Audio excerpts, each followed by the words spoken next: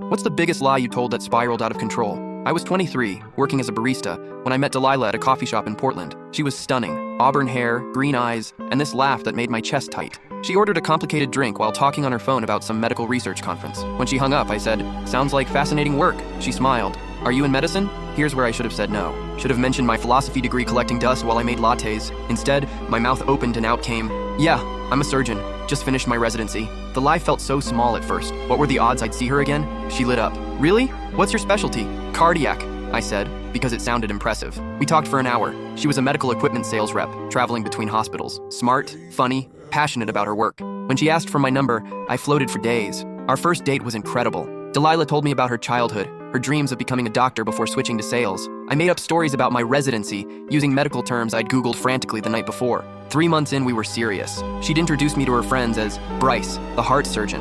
I'd created this whole fictional life, fake colleagues, made up hospital stories, even a pretend student loan debt. The problem was, Delilah lived in this world. Her friends were nurses, doctors, pharmaceutical reps. At dinner parties, they'd ask about specific procedures. I became an expert at deflecting. Patient confidentiality, I'd say with a knowing smile. Different techniques at different hospitals when asked about methodology. I studied medical journals obsessively, memorized surgical terms, watched YouTube videos of actual heart operations. The lies layered on top of each other until I was living a completely false identity. My apartment became a medical library. Textbooks everywhere, anatomy charts on the walls, surgical instruments I'd bought online but never used. I spent 60 hours a week researching cardiac procedures, memorizing drug interactions, learning surgical terminology. I subscribed to medical journals, joined physician forums, even practiced suturing techniques on pieces of fruit. The dedication was insane, but I was terrified of being exposed. By month 6, Delilah was in love with someone who didn't exist. That's when her mother had the heart attack. The call came at 2 a.m. Delilah was sobbing, barely coherent. "She's at Portland General. The doctors aren't telling us anything. Can you come?